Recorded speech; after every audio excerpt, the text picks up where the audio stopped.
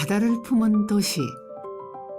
치열했던 삶들이 이어진 곳, 이곳은 부산입니다. 오랜 시간 한자를 지켜온 한의원이 있습니다.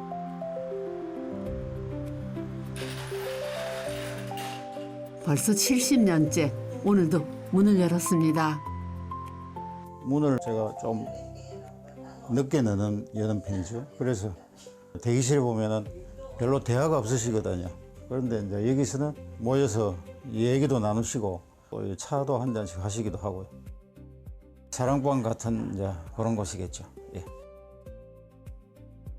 누군가에게 한의원은 병을 치료하는 공간인 동시에 사랑방이기도 하죠. 아버지의 뒤를 이어 2대째 한의사의 길을 걷고 있는 염현식 원장. 그에게 아버지는 늘 생명의 귀함을 이야기했습니다. 그리고 그 시간 속에는 오랜 시간 이어져 온 한의학의 철학이 담겨 있습니다. 그 사람에게는 사상 체질이 있듯이 그 어떤 오장육부가 다 똑같이 레벨이 똑같이 이렇게 다 잘 돌아갈 수도 없는 겁니다. 그래서 한의학적 방법은 대체로 보면은 조금 순리적인 면이 더 많습니다. 수술이라든지 이런 거는 그냥 절제나 뭐 적출 이렇게 하는 방법을 쓰지만은 인체 장애에는 아주 하찮다고 생각되는 부분까지도 다 나름대로의 그 쓸모가 있는 것입니다. 지난 시간 헤아릴 수 없는 날들이 이 골목을 지나갔습니다. 세월이 흐르며 의사도 환자도 함께 나이를 먹었습니다. 그는 쉬지 않고 오늘도 진료를 봅니다. 일종의 이제 소임이겠죠. 예. 주위에 이제 인연이 있는 모든 사람들, 이제 오시는 분 이런 사람을 포함해서 살아가는데 질환이라든지 아픈 데 대해서 좀 덜 걱정하고 이제 자기 하고 싶은 일을 다 이렇게 할 수 있도록 하는 이제 그런 데 대해서 조금 더 도움이 되었으면 하는 그런 바람입니다.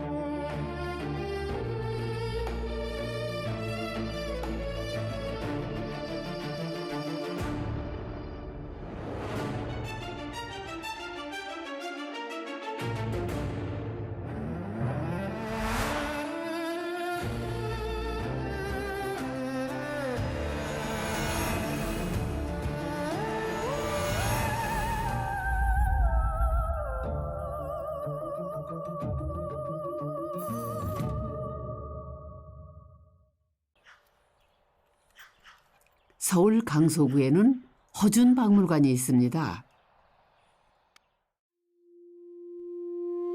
조선의 위대한 의학자 허준 선생의 업적을 엿볼 수 있죠.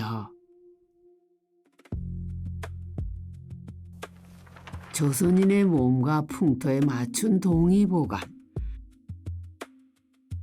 사람의 몸을 단순한 기관의 집합이 아닌 기와 혈이 흐르는 하나의 우주로 바라보았습니다. 동의보감은 그 당시에 겪었던 사회상과 밀접히 연관되어 있다고 봐야 됩니다. 그 임진왜란을 겪으면서 피폐해진 국고뿐만 아니고 어려워진 백성들의 삶을 생각하면 그 당시 조선 실정에 맞는 의료가 필요한 시기였다고 생각합니다. 그래서 선조임금의 명에 따라 허준은 당시 지역적으로 통용되던 그런 향약이나 의료 행위들을 좀 더 체계적으로 정리하고 집대성하여 한의학의 기틀을 마련했다고 생각합니다.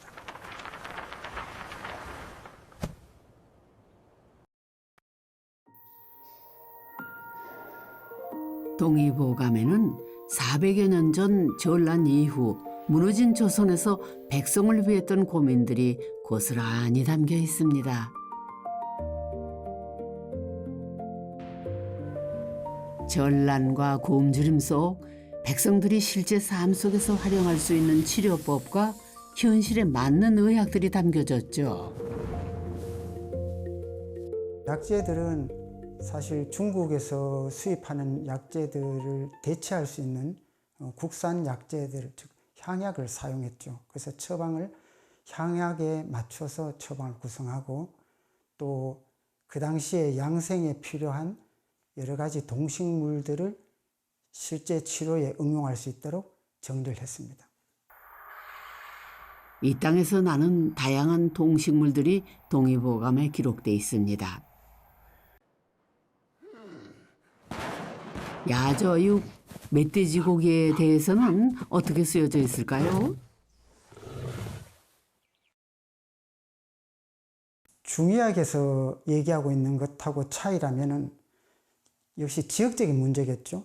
결국 중국 의학은 중국에서 나는 산물들을, 약재들을 주로 사용했을 테고, 그 당시 조선의 상황으로 봤을 때는 그때도 전시였죠. 그렇다 보니까 수입 약재들을 사용한다는 것은 실제로 치료에 어려움을 가져왔기 때문에 향약을 적절하게 더 효율적으로 사용하는 방법들을 알려줌으로써 백성들이 형편에 맞는 건강 관리를 하고 치료를 할 수 있도록 도움을 준 의서가 되었죠. 바다를 오가던 조선 통신사, 그 길 위에는 조선의 의학도 갔습니다. 동의보감은 일본으로 전해졌고 에도 시대 일본 의학자들에게 깊은 영향을 남기게 되죠. 동네 부사는 조선에서 일본을 향하는 거의 유일한 공식적인 출구, 즉 관문이었습니다. 통신사 의학교육의 출발점이 바로 부산입니다.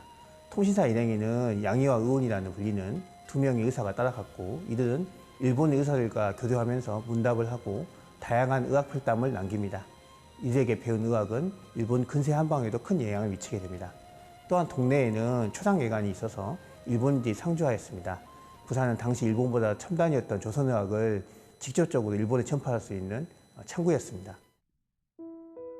여기 두 권의 동의보감이 있습니다. 오른쪽은 일본에서 재출판된 것이죠.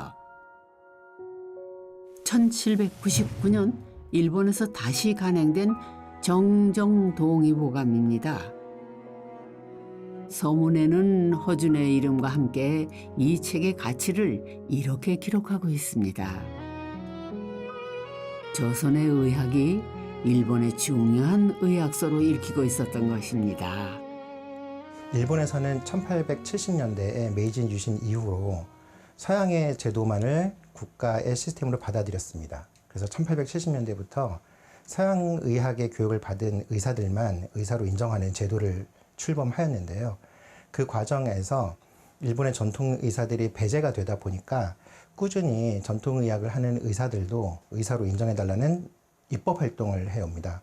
그런데 그것이 최종적으로 1895년에 일본의 의회에서 최종 거부가 되어서 더 이상 전통의학은 국가 제도로 활동할 수가 없는 상황이 되었습니다.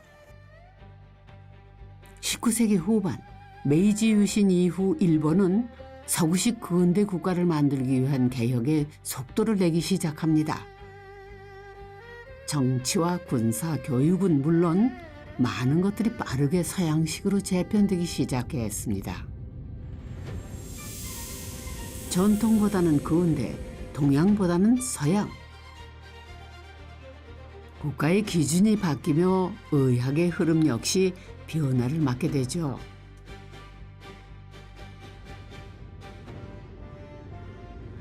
같은 시기 조선은 다른 길을 선택하고 있었습니다. 대한제국의 황제가 된 고종. 그는 전통의학을 국가제도 안에 남기려고 했습니다. 1900년 대한제국이 발행한 관보입니다. 여기에 쓰여진 의사 규칙에는 맥을 짚고 침과 뜸, 한약을 다루는 한의사를 공식 의료인으로 기록하고 있습니다. 그렇게 우리의 전통의학은 국가제도 안에서 자리 잡는 듯 했습니다. 하지만 시대는 또 다른 방향으로 흘러가기 시작합니다. 1905년 총칼 앞에서 체결된 을사늑약. 대한제국의 주권은 빠르게 흔들리기 시작합니다.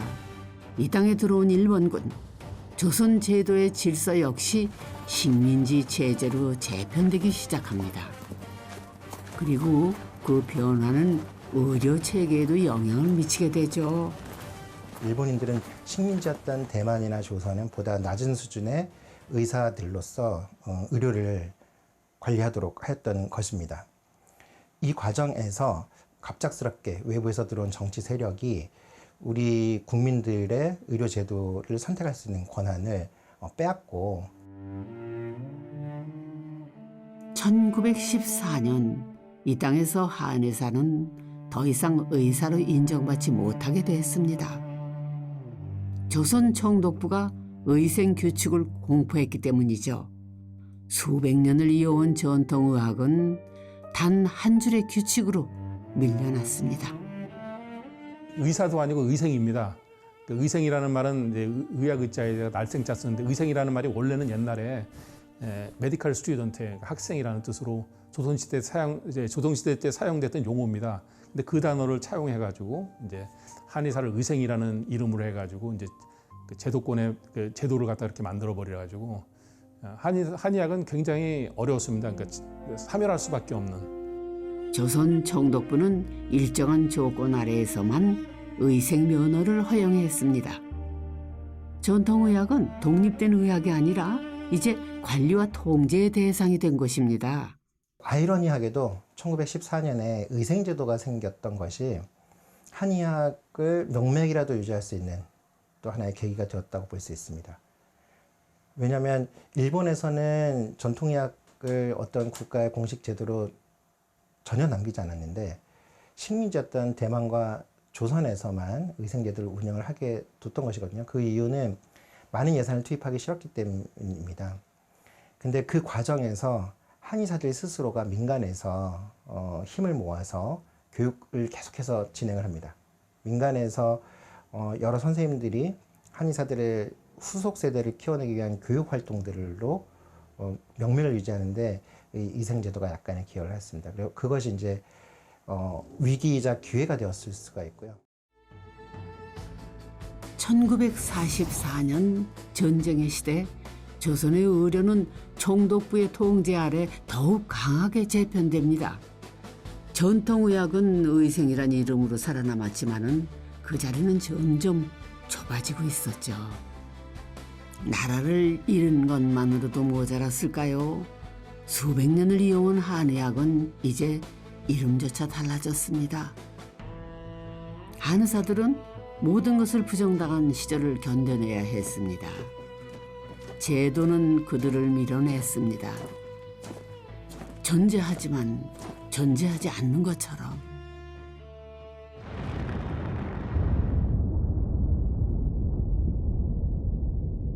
(1945년) 끝나지 않을 것 같던 전쟁도 마침내 막을 내리기 시작합니다. 일본 제국은 무너졌고 올 것 같지 않던 해방은 그렇게 찾아왔죠. 하지만 해방과 동시에 이 땅의 제도와 질서 역시 새로운 혼란 속으로 들어가게 됩니다. 미군족은 조선의 기준 법령과 제도를 당분간 그대로 유지하기로 합니다. 일제가 만든 의료 체계는 쉽게 사라지지 않았던 거죠. 1945년부터 1950년 그 5, 6년간의 사이는 조선 의료령이 있었던 형태로 법이 있는 것도 아니고 없는 것도 아닌 것처럼 운영이 돼 온 거죠. 아노미 현상처럼. 해방 이후 새로운 질서가 자리 잡기도 전에 1950년 6월 우리나라는 또 다른 아픔을 맞게 됩니다. 한국전쟁이죠. 국토는 파괴됐고 피난민들은 전쟁을 피해 아래로 내려왔습니다. 그 끝에는 부산이 있었습니다. 그러나 도시는 이미 한계를 넘어선 상태였죠. 전시니까 의료 환경 자체도 열악하고 혼돈 자체였겠죠. 깨끗한 물을 공급받는 게 가장 힘들었을 거고요. 그리고 이제 결국은 사람들이 먹고 배설하는 과정에 그 수인성 전염병이 창궐할 수 있는 조건이 가장 심각했다고 생각합니다. 피란민들이 몰려들던 부산. 어떻게든 삶을 살아나야 했지만 부족한 식량과 열악한 환경 속에서 질병은 빠르게 번져갔습니다. 그러나 이때의 빛을 발한 이들이 있었습니다. 바로 한의사들이었죠. 침, 뜸, 그리고 한의사에 숙련된 손만 있으면은 대체로 1차적인 의료와 관련된 문제들은 거의 접근이 가능하고 또 치료도 가능했었습니다. 그러다 보니까 전시의 의료시설이 열악한 환경에서 그런 기능들이 더 빛을 발휘할 수 있었죠. 사실은 그 침술이나 뜸이나 그 다음에 한방요법들이 민중에 1차적으로 깊이 침투해 있었다고 그렇게 봅니다. 전쟁은 모든 것을 멈춰 세운 듯 보였습니다. 하지만 폐허 속에서도 살아가야 했기에 누군가는 그 속으로 뛰어들었습니다. 한의학도 그렇게 살아남았습니다. 다른 지역은 전부 다 한방교육기관이 문을 닫고 언제 문을 열지도 모르는 상황이었고, 그러나 1950년 5월 설립 인가를 받은 부산 동양의학전문학원은 전란 속에서도 명맥을 이어가며 당시 국내 유일의 한의학 교육기관으로서 자리매김을 했습니다. 이는 사실 한의학 실무 인력을 공급하는 전초기지 역할을 했습니다. 부산 서구에 위치한 동아대학교 석당박물관입니다. 오랜 시간 부산의 역사와 문화를 품어온 이곳은 한국전쟁 당시 대한민국의 중요한 공간 가운데 하나였죠. 당시 이곳은 피난 수도 부산의 정부청사였습니다.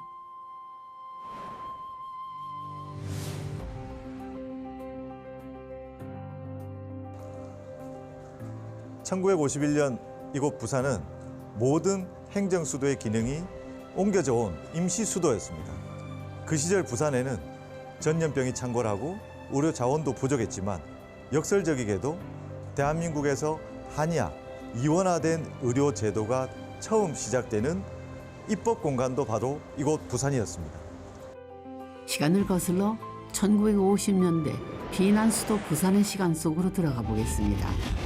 부회장님 따라가면 되겠죠? 지금 이곳은 부산극장인데요. 1951년 당시에는 국회가 없어서 이곳을 임시국회로 사용하였습니다. 그때 한의사를 배제한 국민의료법 원안이 처음 발의가 된 곳이 바로 이곳입니다.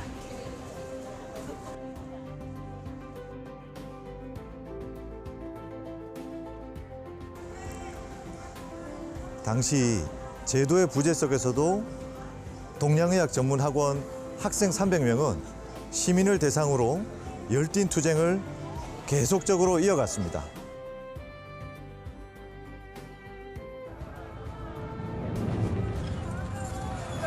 이것 좀 읽어보세요. 감사합니다. 한의학을 살려야 합니다. 네, 감사합니다. 한의학을 살립시다.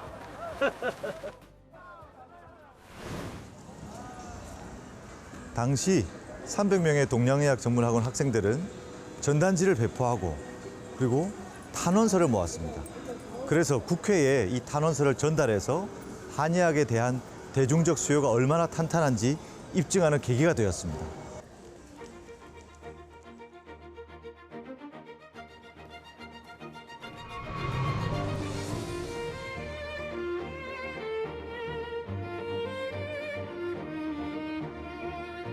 그 당시 다방이라는 곳은 요즘 다방과는 조금 다르게 문화예술인들 그리고 정치, 사회 여러 인물들이 모여서 치열하게 어떤 논쟁도 하고 또 여러 가지 논의를 하는 어떤 사무실과도 같은 그런 공간이었습니다.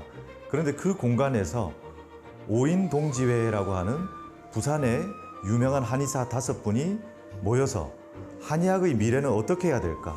또 한의사 제도는 이 대한민국 안에서 어떻게 자리 잡아야 될지에 대해서 치열하게 논의를 하고 또 전략을 짜고 또 미래를 위해서 어떤 것들을 우리가 행동해야 될지 논의하던 그런 공간이었습니다.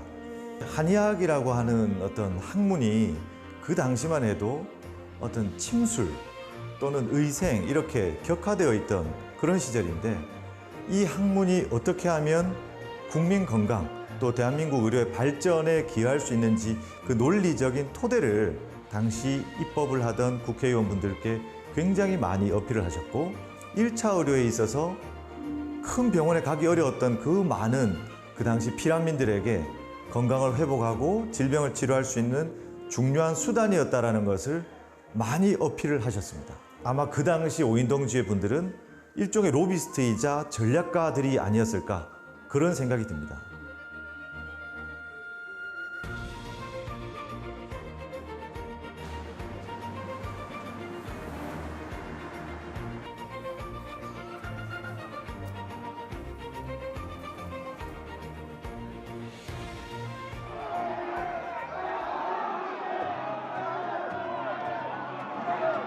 보훈의원외 83명은 오늘 이 자리에서 대한민국의 새로운 보건체계를 세울 국민의료법 원안을 정식으로 발의합니다.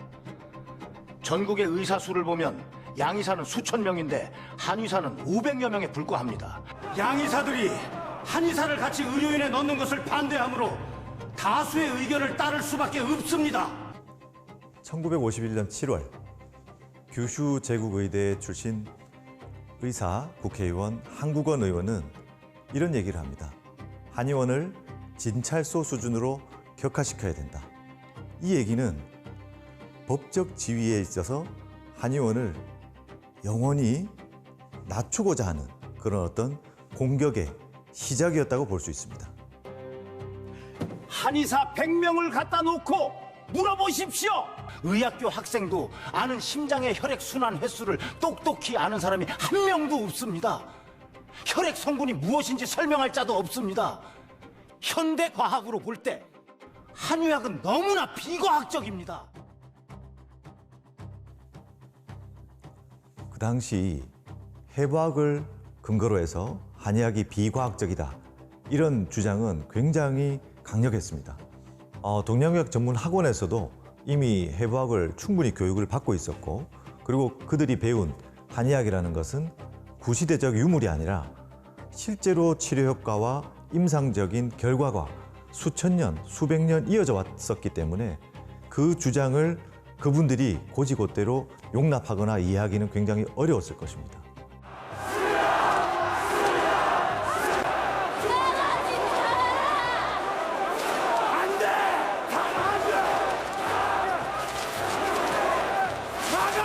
그 당시에 방청석에 있던 분들은 한의학이 비과학적이지 않다. 한의학은 실용적이고 또 국민들을 위해서 꼭 필요한 필수 학문이라는 것을 강력하게 주장하는 환호와 또 함성을 지르기 시작했습니다. 그 당시 이런 압도적인 분위기 속에서 나오는 어떤 목소리들은 그 순간 분위기를 바꾸는 결정적 계기가 되었습니다. 우리나라는 지금 과도기입니다. 선진 국가의 제도를 무조건 모방해서는 안 됩니다. 당분간 한방의사 제도를 전면 폐지할 도리는 없는 것이 현실입니다. 기왕 인정한다면 의생으로 둘 것인지 스승사자를 써서 당당한 한의사로 대우할 것인지 그것이 핵심 아닙니까?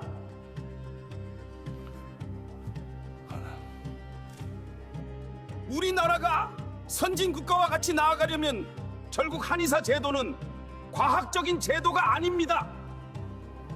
이것을 억지로 의료법에 끌어다 붙이려는 것은 경강부회 아닙니까?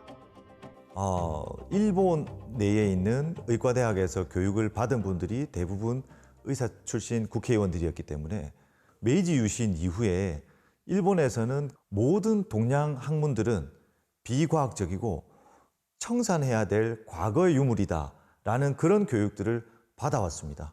그런 교육의 이 과정 중에 의학 교육도 포함되어 있었기 때문에 한의학이라는 것은 어떻게 보면 당연히 청산되어야 할 구시대적 유물이라고 볼 수밖에 없었을 것입니다. 제안자가 양이사니까 이런 차별적인 제도를 낸 것 아닙니까? 비화학적이라니요.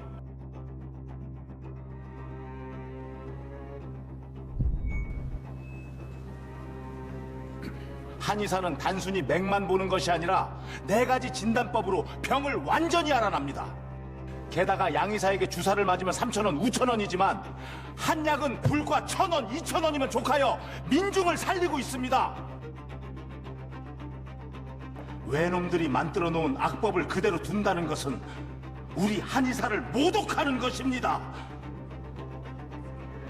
떳떳하게 한의원이라는 명칭을 주어야 합니다.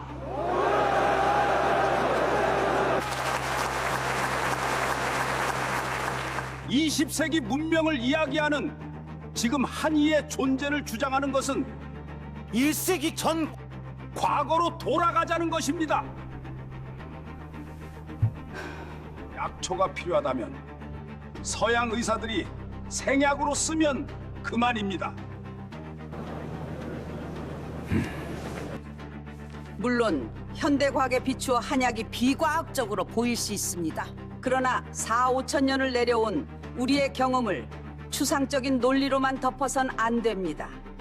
국민이 한약을 원하고 쓰는 이상 우리 국회가 그들에게 기회를 주어 과학적으로 발전시켜 나가도록 적극 후원해야 마땅합니다. 저는 찬성합니다.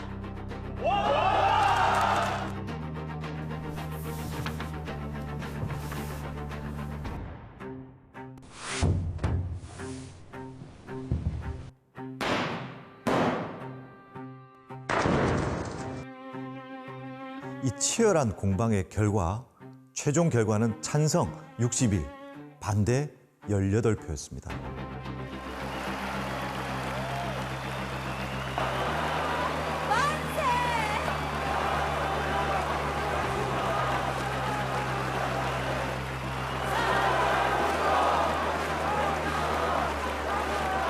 바로 지금 이 순간부터 대한민국의 의학은 이원화된 한의학과 서양의학이 같은 위치에서 인정받게 되는 그 첫 출발점이었습니다.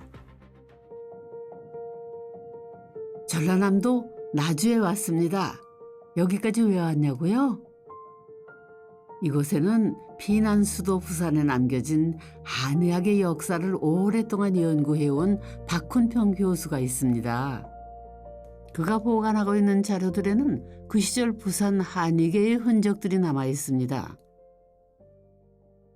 이 책들은 이제 1950년대 부산 지역 한의사분들이 남기신 이제 의서들과 처방들에 대한 책들인데요. 오히려 이제 근대 시기 책들이 많지 않습니다. 조선시대 책들은 더 많이 나오는 편인데 근대 관련 책들은 뭐 전쟁이나 그런 걸 겪으면서 많이 상실도 되어졌고,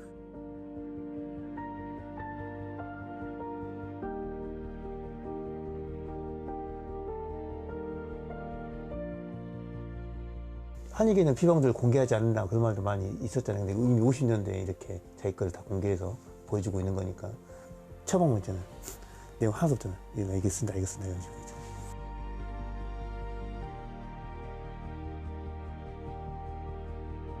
길죠.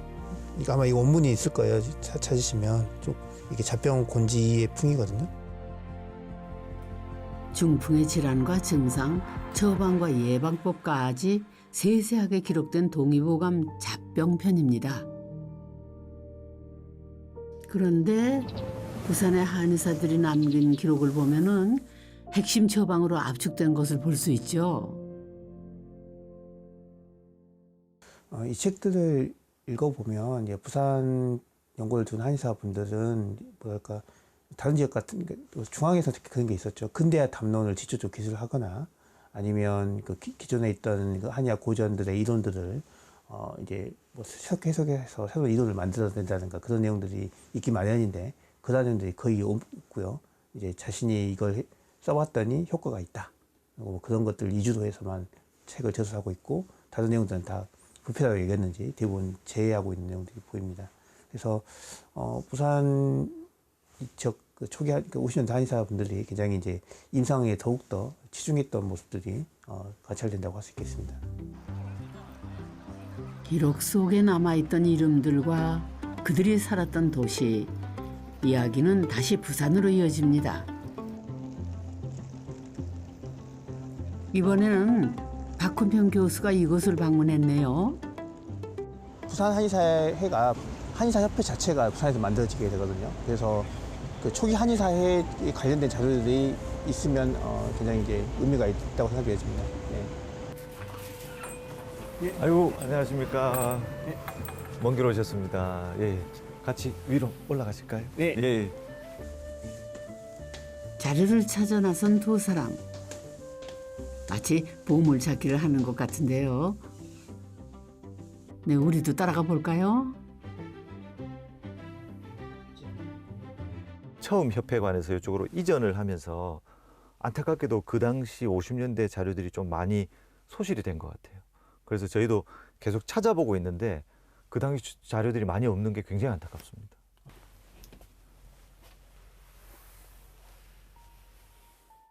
잊혀진 기록들은 오랜 시간 조용히 잠들어 있었습니다.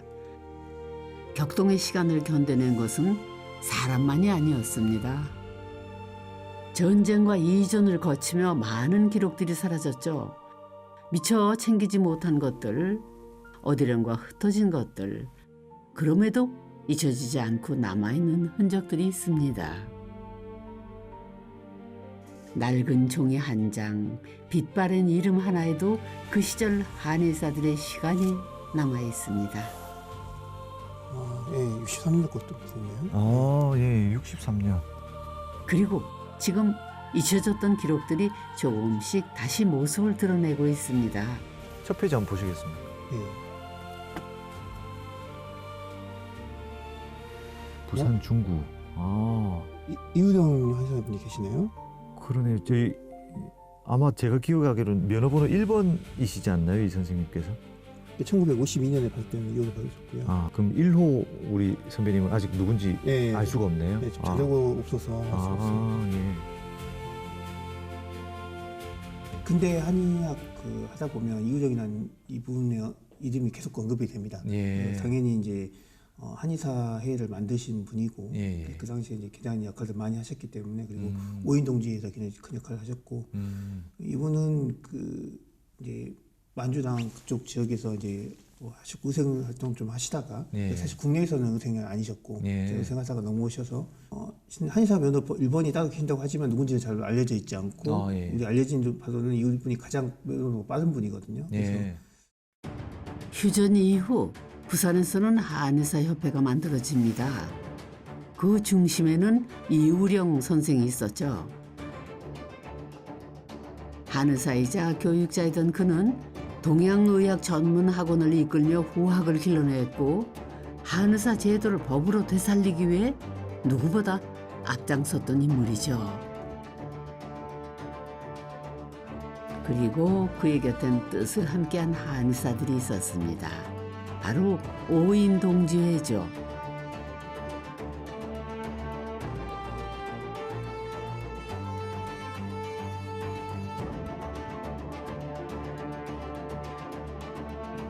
이 5명의 한의사들은 곤란한 현실 속에서도 한의학을 지켜내기 위해 함께 힘을 모으기 시작합니다.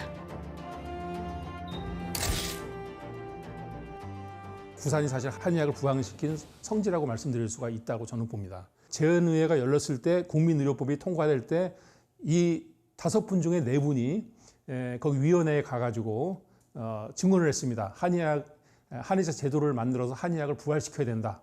우리가 일제시대부터 계속 이제 탄압받고 그렇게 됨으로써 한의학이 커지지 못해서 우리 국민의료에 큰 지장이 있고 한의사 제도가 만들어지지만 이것이 이제 나중에 세계 시장에 나가서 우리가 이제 크게 커질 수 있다. 뭐 이제 이런 말씀을 하신 거죠. 그 4분의 증언에 의해서 아주 굉장히 아주 과감하고 적극적인 그런 노력을 하신 겁니다. 그렇게 해가지고 한의사 제도가 부활되고 한의원이라는 명칭도 이제 다시 생겨나게 되고 이제 이렇게 해가지고 부산에서 그런 일이 처음 일어났기 때문에 한의학의 부활의 성지라고 저는 생각하는 입장입니다. 중국에서 한이와 양이가 싸워 수천 명이 죽었어. 우리가 지금 그 길을 가려 하는 것이요. 한이와 양이의 동등권, 그것만이 또 하나의 38선을 막는 길이요. 장질 부사, 환자 10명.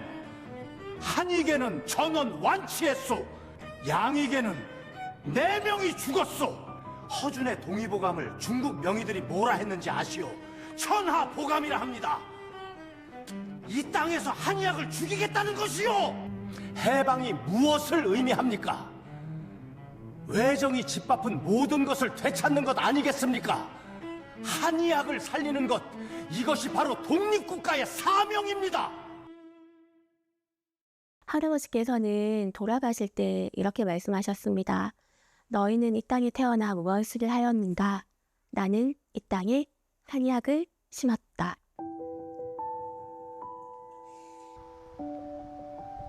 경남 창원에 위치한 한 한의원입니다. 대를 이어 한의원을 지켜오고 있는 정현지 원장. 그녀의 할아버지는 오인동지회의 정원희 선생입니다. 한의학이 계속 살아남아야 하는 당위성에 대해서 계속 글을 쓰셨다고 해요. 그래서 편지 형태로 국회에 계속 송달을 하셨다고 합니다. 책들도 다 일일이 적으신 굉장히 대단한 필력을 가지고 계셨더라고요. 그래서 많은 국회의원들과 정치인들을 당시에 설득을 하셨다고 합니다. 늘 국회에 보낼 편지를 쓰시던 모습으로 기억되던 할아버지. 할아버지가 지키려 했던 그 한의학의 정신은 이제 손녀에게로 이어지고 있습니다. 간절한 편지 한 장으로 한의학을 지켜냈던 것처럼 그녀도 오늘 진료실에서 그 자리를 지키고 있습니다. 저는 할아버지가 제가 5살 때 돌아가셨는데 할아버지 무릎 위에서 항상 이렇게 환자분들께 할아버지가 저를 자랑하시는 모습을 많이 기억을 하고 있어요. 이 아이가 나중에 내 뒤를 이어 한의사가 될 겁니다.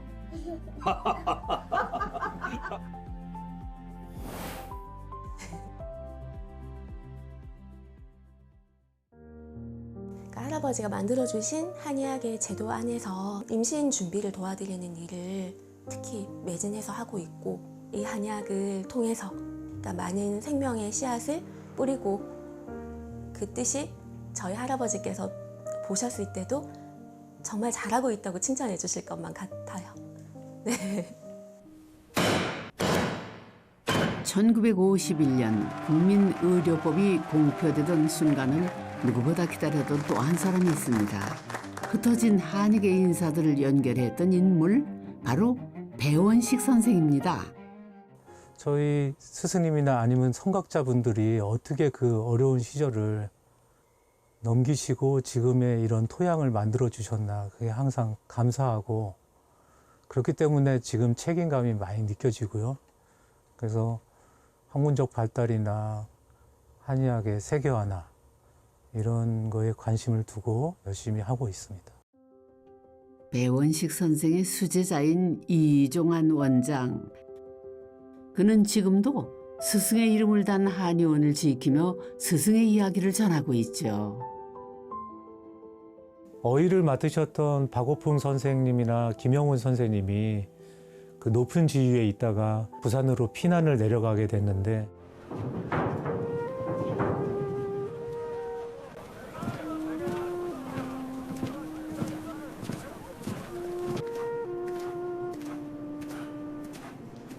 그분들께 이제 도움을 줄 수 있었던 분들이 오인동지회가 적극 나서셔서 도와주셨고요.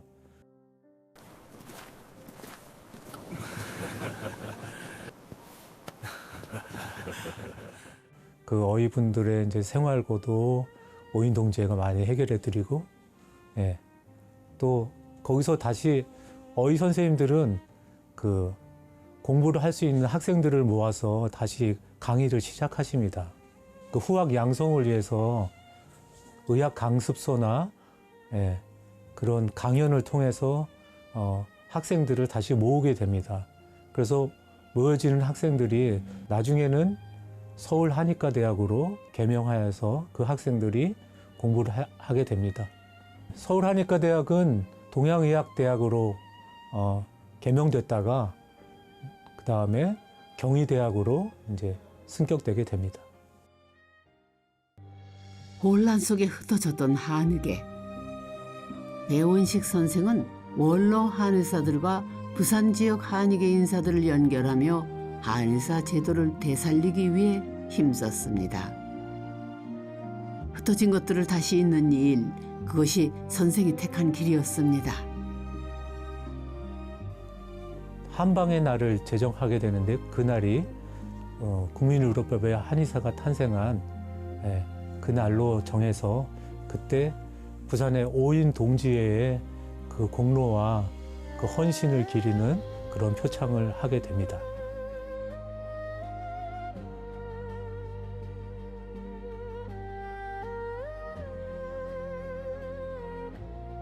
부산에서의 그런 입법으로 한의사 만들어진 것 외에도 한의사협회나 대학이 부산에서 탄생되고 그렇게 한의사로서의 자리매김을 할 수 있게 만들어진 토대를 부산에서 줬기 때문에요.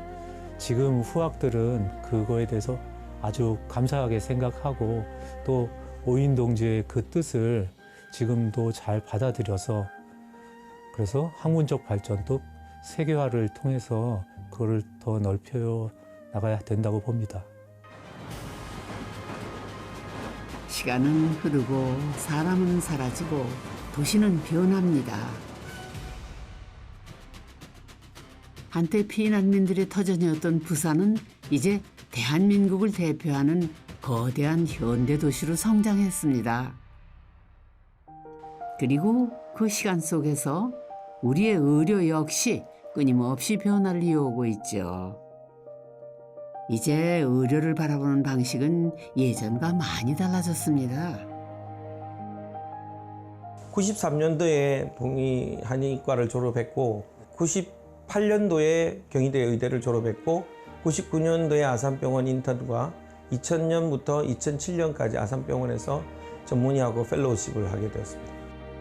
현대의학과 한의학은 한때 서로 다른 길을 걸어왔지만 이제는 각자의 강점을 함께 고민하게 된 시대가 된 것입니다. 제일 큰 게 제가 아는 지식에 또 이 환자의 이해도를 넓히기 위해서 그 한의학적인 원리라든지 설명을 하면 그 환자와 소통되는 언어의 한계가 다분히 좀 추상적 개념으로 환자한테 전달되는 면이 있었는데 의학을 하게 됨으로써 좀 환자분이 알고 있는 수준의 지식과 좀 가까워진다는 생각을 많이 하게 되었습니다. 몸을 바라보는 방식은 달라도 사람을 살리고자 하는 마음은 다르지 않은 거죠. 의료가 발전할수록 사람의 몸을 하나로 이해하려는 노력 역시 조금씩 이어지고 있습니다. 서양의학을 함으로써 의학적 개념에서 신경적 접근을 깊이 들어가니까 등 부위의 동맥혈 자리에 자율신경계 체계를 갖추고 있는, 즉 위와 내장과 다 소통하는 그 회로 통로가 다 이렇게 체계적으로 갖춰져 있구나 하는 걸 느껴서 결국은 경혈과 신경 또는 한의학과 의학이 별개의 분야가 아니다는 것을 서로 바라보는 관점이 다른, 서로 소통되지 못하고 좀 괴리감이 있었던 반면에 이런 전체 흐름을 좀 이해한다면 환자를 중심으로 해서 한국 의료 체계의 좋은 양면이 또 보완이 될 거라고 생각이 됩니다.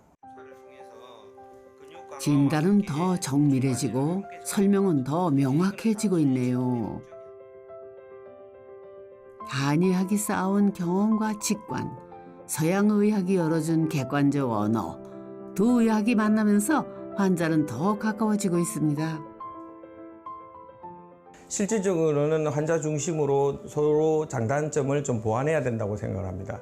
예를 들면 한방은 치료적 부분 이외에 진단적 접근이 좀 모호할 경우가 많은데 경험으로 바탕한 그 주관적, 추상적 접근 때문에 진단이 명확하지 않아서 환자분들의 소통이 좀 떨어지는 경우도 있고, 이를 이제 서양의학적 방법인 MRI라든지 초음파 이런 첨단 장비를 통해서 보다 객관화되고 체계적인 진단 접근을 통해서 질병의 예후라든지 임상 경과 과정을 이해할 수 있는 측면이 많습니다.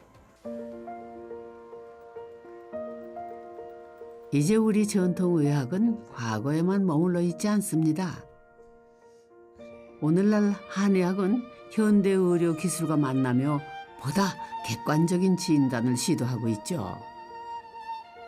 엑스레이라든지 또 초음파라든지 이런 것들을 통해서 영상 검사를 해서 객관적으로 우리가 그런 장비를 통해 가지고 어떤 문제가 있는가를 볼 수 있습니다. 물론 이거는 양방 검사지만 그런 걸 통해서 저희가 자료를 얻고, 그리고 우리 내부적으로는 오장육부의 균형이 잘 맞는지 또 기혈순환이 잘 되는지 이런 걸 보기 위해서 한방적인 진단을 합니다. 과거 경험과 감각에 의존했던 진단 방식은 조금씩 달라지고 있습니다. 현대 의료 장비를 통해 환자의 상태를 보다 객관적으로 확인하고 그 데이터를 바탕으로 한방적인 진단과 치료를 함께 고민하는 시대가 된 거죠. 그리고 변화는 치료 방식에도 이어지고 있습니다. 전통적인 한약 치료를 넘어 약침과 같은 새로운 방식들이 등장하며 한의학 역시 시대에 맞춰 변화하고 있는 것입니다. 예전에 약재를 먹기만 하고 끓여서 갈아서 먹기만 했던 것을 이제는 추출을 하고 증류를 해서 혈자리에 직접 약침이라고 하는 것을 시술도 하고 있는 겁니다. 그래서 시대가 발전이 되고 과학이 발전되고 인류 문명이 이렇게 누적이 되어 왔던 업적들을 예전에 있었던 그런 고찰 속에서 밝혀내고 새롭게 만들고 있는 중이다라고 이야기할 수가 있습니다.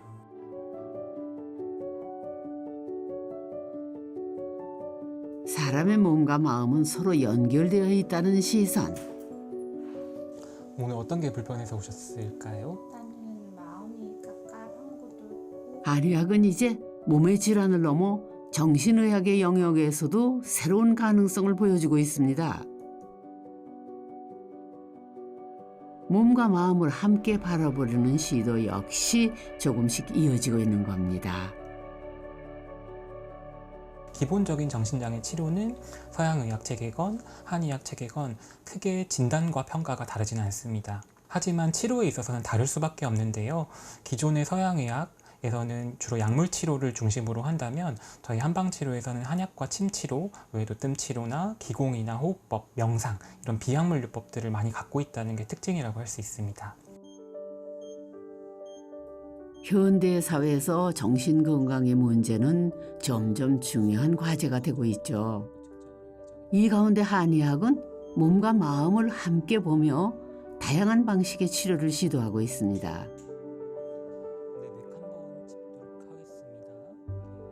약물 치료를 넘어 몸의 균형과 마음의 안정을 함께 살피려는 시도가 이어지고 있는 겁니다. 정신의학에서도 한의학이 함께하고 있다니 정말 신기하죠. 자, 자리에 편안하게 누워서 바디 스캔 명상 진행해 보겠습니다. 발바닥, 발등, 발가락에 거쳐 주위의 이동을 서서히 진행해 보겠습니다. 이 동양의학에서도 한의학에서 특히 관심을 갖고 있는 것은 이 사람의 자생력이거든요. 그러니까 외부에 어떤 스트레스 요인이 있건 어떤 이제 정신장애를 유발하는 외부 요인이 되었건 이 사람이 기본적으로 가지고 있는 자생력, 또 견뎌낼 수 있는 능력을 키우는 데 훨씬 더 관심을 많이 갖고 있습니다. 그런 측면에서 명상이 스스로의 조절력을 키우는 데 아주 중요한 중재라고 보기 때문에 저희가 임상에 사용하는 것이고, 그런 목적 때문에 명상 아니어도 여러 가지 비약물요법을 통해서 이 사람이 스스로 스트레스를 이겨내는 스트레스 저항력, 레질리언스라고 하는 이 한의학에서의 정기를 키우는 데 관심이 있다는 것이 좀 서양의학이랑은 차별화되는 한방에서의 정신의학이라고 할 수 있겠습니다. 다음 세대를 준비하는 한의학은 과연 어떻게 달라지고 있을까요? 수백 년의 경험을 품은 한의학이 이제 새로운 언어를 배우고 있습니다. 바로 인공지능 AI죠. 가상 환자와 대화하고 데이터를 쌓고 패턴을 읽으며 오래된 지혜와 첨단 기술이 한 교실 안에서 만나고 있습니다. 한의학의 다음 세대를 열어갈 이들이 지금 이곳에서 그 첫걸음을 내딛고 있습니다. 이 박서연이라고 하는 가상 환자랑 지금 학생이 유연주 학생이죠. 연주 학생이 대화한 게 이렇게 쭉 나와요. 이렇게 한마디를 다 이렇게 기억했다가 코멘트를 주긴 되게 어렵거든요. 하지만 이렇게 가상 환자의 채팅을 기반으로 한 면담은 이게 하나하나 기록이 다 남기 때문에 한의학은 왠지 전통에 국한되어 있을 것 같은, 인공지능이 뭔가 대체하기 힘들 것 같은, 근데 그런 것들이 AI 시대에서는 한의학의 아주 큰 장점이라고 생각합니다. 왜냐하면 미개척된 분야가 참 많거든요. 한의학에서의 많은 중재, 또 치료, 또 평가 이런 것들이 전산화되는 게 부족하고 또 표준화되어 있는 게 부족하기 때문에 그것이 오히려 이미 다 자동화되어 있는 이 AI 시대에서는 독특한 가치를 갖고 또 한의학계에 있는 임상의로서 연구자로서 아주 독창적인 연구를 수행할 수 있고 또 독특한 가치 있는 임상 치료 기술을 개발하는데 중요한 보고라고 생각하고 있습니다. 신체 기능이 되게 중요해요. 아까 사상님이 되게 이야기할 거고 이런 정신 어떤 열증이 있다거나 그런 일반인들이 생각하셨을 때는 저희 한의학이 되게 현대 과학기술과 동떨어져 있다고 생각을 하실 수가 있는데 사실 저희 한의학에서도 이렇게 최신 AI 그 과학기술과 이런 것들을 모두 활용을 해서 수업을 진행하고 있기 때문에 계속 발전하고 있다고 보실 수 있을 것 같습니다. 어스름이 내려앉은 저녁, 부산 한의사회 불은 아직 환합니다. 이 불이 켜질 수 있었던 것은 수백 년의 시간과 전쟁과 혼란의 시대를 견디는 수많은 한의사들이 있었기에 가능하겠죠. 시간은 흐르고 사람은 사라지고 도시는 변하지만 비난 수도 부산에서 이어졌던 그 맥은 오늘도 계속되고 있습니다.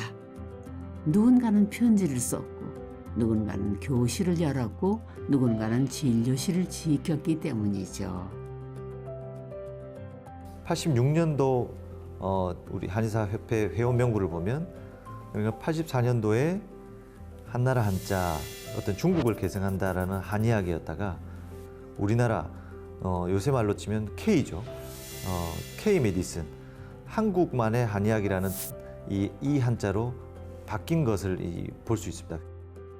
과거에는 세계적으로 차이니즈 메디신이라는 인식이 강했지만 동의보감이 세계 기록 유산으로 유네스코에 등재됨으로써 K 메디슨에 대한 인식도 나날이 증가하고 있습니다. 최근 들어 K-팝, K-드라마 등 한류 문화에 힘입어 한의학이 개인의학, 체질의학, 그리고 개인 맞춤 의학으로서 전 세계에 각인되고 각광받으리라 믿습니다. 조선의 가장 위대한 의학소 동의보감. 그 지혜는 한때 빼앗기고 밀려나고 지워지면서도 이 도시에서 살아남아 그 맥을 이어가고 있습니다. 백발의 한의사는 어김없이 의원의 문을 열고 할아버지의 뜻을 품은 손녀는 오늘도 환자를 만납니다. 그렇게 한의학은 오랜 시간을 견뎌내며 오늘도 우리 곁에 남아 있습니다. 경험은 가장 위대한 과학입니다.